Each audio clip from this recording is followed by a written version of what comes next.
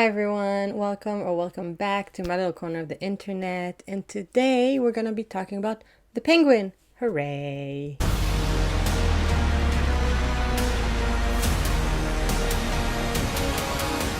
So first of all, I'm going to sound a bit like I'm repeating myself, and that is because I am, but stick with me, it gets better. When I first heard about the penguin character from the recent Robert Pattinson Batman movie getting an HBO show, I was uninterested. I watched the movie once, and it was fine, very long, very gloomy. Robert Pattinson was a perfectly adequate Batman. It was okay. It was, okay, fine.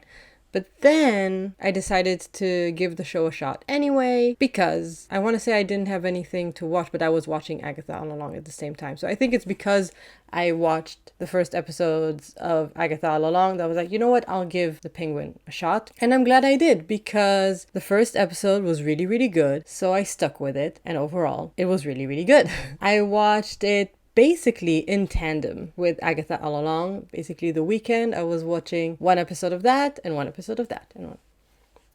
So while I definitely enjoyed both, the witches won on this one. They always do, don't they? Anyway, the reason I'm bringing this up is because even though they are completely different shows, they have quite a lot in common. They're both spin-offs of a different project focusing on the antagonist character. They both deal with regaining power after the death of a major character. They both have an even bigger bad and an innocent character that is being groomed in the arts of the antagonist. They even both have flashback episodes around the same time in the show. And of course, they're both comic book superhero related. So, Okay.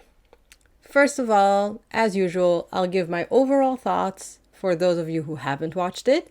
Then I'll dive in a little bit more details, and then I'll go into spoilers. So my overall thoughts are, the show was really, really good. The makeup department needs to just completely showered with awards for their amazing work. The storyline was interesting, although a bit predictable, and characters were super compelling. Especially Sophia, whose makeup inspired mine today. She was incredible. I'm a fan. I actually think the show could have been called Sophia, and it would have been just as appropriate. I also think they managed to keep it very, very separate from the movie, while still being very much of that world and feel kind of like a follow-up. Similarly to Agatha All Along, you can watch this on its own. You don't really feel like Batman was missing from this show. And even though I only watched that movie once, 2 years ago, on a plane, I didn't feel like I was missing any crucial information in order to enjoy this show. Everything I needed to know was in there. I really appreciate that they do that, because unfortunately it's no longer the norm to let a show be its own thing without having ties to 20 million things. And if you tell someone, oh, I didn't like it, or I didn't get it, they'll be like, oh, well, you should have read 25 years worth of comic books, watched 75 years worth of movies, and listen to 35 podcasts. I'm happy you can just watch it. If you don't feel like watching a 3-hour gloom fest of a movie, you can just watch The Penguin. It's less gloomy, definitely better lit. Anyway, what I'm trying to say is that the show was really good. Every episode had my attention, and it was paced really well. So I highly recommend it. Check it out. Now to more detailed stuff, still spoiler free. Not talking about the plot, just some characters. I have to highlight the woman of the hour that is not the Anna Kendrick movie, Sophia. Her presence in every episode felt like a treat. Christine Milioti was just incredible. The way she was able to show so much madness in a contained, constrained manner was amazing. I've been rehabilitated.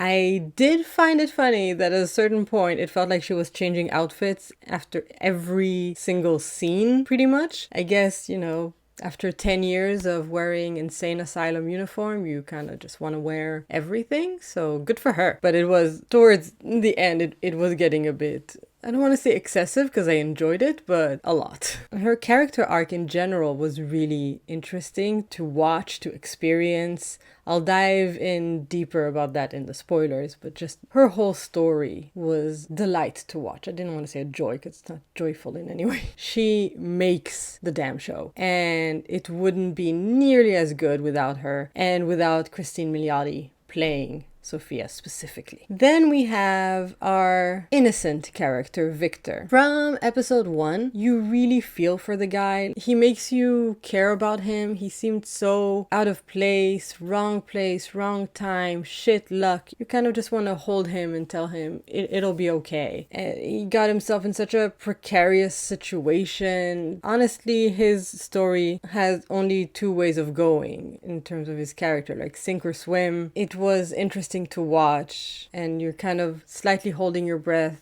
hoping he wouldn't be corrupted or anything like that. Just keep your center, sort of thing. It was also interesting to have him kind of be the tool with which, well, one of the tools with which we can see the Penguin's humanity, but with a suspicion, like with a drop of suspicion. And then speak of the devil, the man of the hour, the main man, Colin Farrell as the Penguin, Oz. I think enough people have showered Colin Farrell with compliments regarding his performance as Oz. Talk about disappearing into a role. On the one hand, you want to say, well, it's like 90% the makeup, but it's not. Like, he disappears into the character physically thanks to the makeup, but he really embodies the character as well. I mean, it was already impressive in The Batman, but seeing as that movie was 90% in the dark, you really couldn't fully appreciate the transformation. This very much gave him a place to shine in this performance. First of all, daylight. Second of all, just having so much screen time with this character. He really made Oswald, the Penguin, his own. At this point, personally, this is the third iteration of the Penguin that I've watched. I don't remember seeing a Penguin character in the animated Batman when I watched it as a little girl.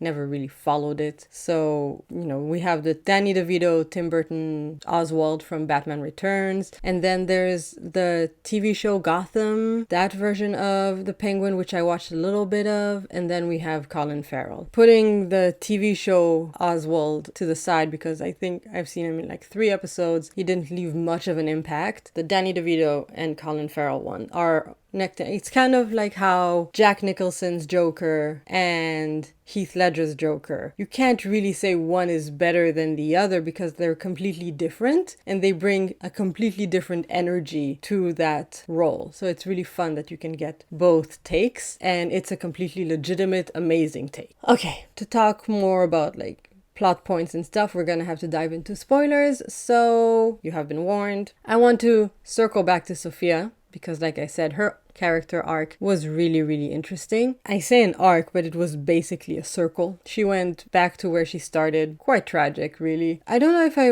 want to say I was... I was rooting for her. I wanted her to win. Like, the Penguin is great, but I wanted Sophia to win. The fact that she started as this wide-eyed innocent, in a way, who is completely blind to her father's world, or I don't know if completely blind or willfully ignorant of it, to then like try and do the right thing and then be thrown into the absolute worst side of her father's world, to just be forgotten and mistreated and abused in an insane asylum for 10 years. Come out of that back into society with this insatiable thirst for vengeance and basically become the thing that she was blamed of being in the first place, to recognizing that that's never what she wanted to begin with and she's just playing the part she was given. So trying to shed all of that but still being unable to completely let go of this desire to see Oswald punished, to the point where she basically fails to free herself from it in the end and gets thrown right back into Arkham. That was really sad, but very entertaining to watch. Also,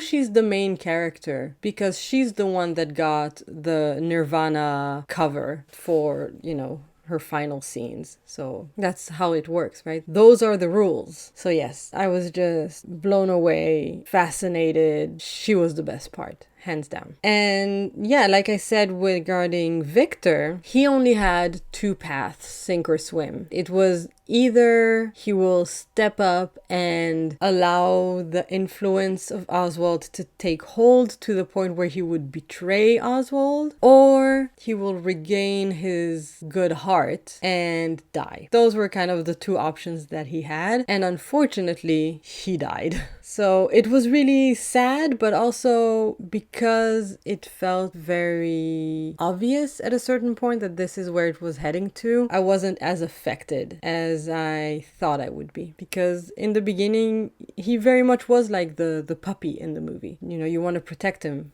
But yeah, when he died, I was like, I mean, that's the only way it could have gone. I did find it interesting, though, that Oz decided to kill Vic because he was family, and that being like the ultimate weakness, as he basically says. But he's not killing his own mother, who actually begged him to do that. She said, once don't let me become this vegetable. And he promises to do that, and then he doesn't. And I'm wondering if that was kind of a way to punish her, because at this point, like, he succeeded to do the thing he promised, but, you know, mother issues abound. Honestly, Freud would have been all over this, you know? Like, whoo, that's quite the obsession there. Interesting. I was wondering regarding that. Well, let's talk about some flaws, which I think the biggest one was Oswald's plot armor. Obviously, he's the main character, and I guess we're watching his rise. But a lot of the situations he put himself in, he was only able to get out of due to pure luck, which goes against the fact that while you're seeing this show, you are basically understanding that his greatest strength is his adaptability to any situation, and he will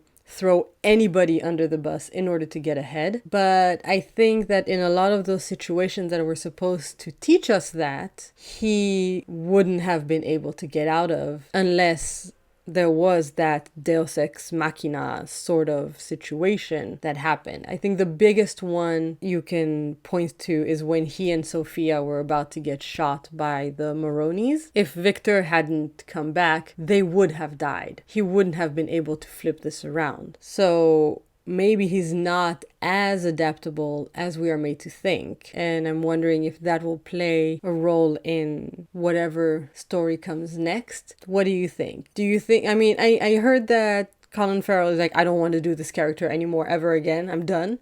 So I don't think there will be a season 2 unless, you know, they throw an obscene amount of money at him. Which, who knows? I mean, how much did Robert Downey Jr. get to become Dr. Doom now? A lot. Small country's GDP amount of money. So who knows what the future holds, really, especially now. What do you guys think? Did you enjoy this show?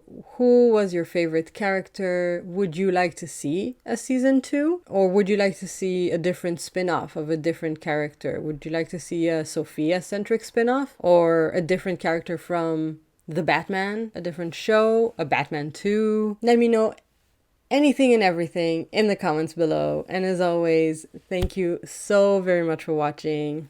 Please like, subscribe, do all of the things. And I'll see you guys next time. Bye.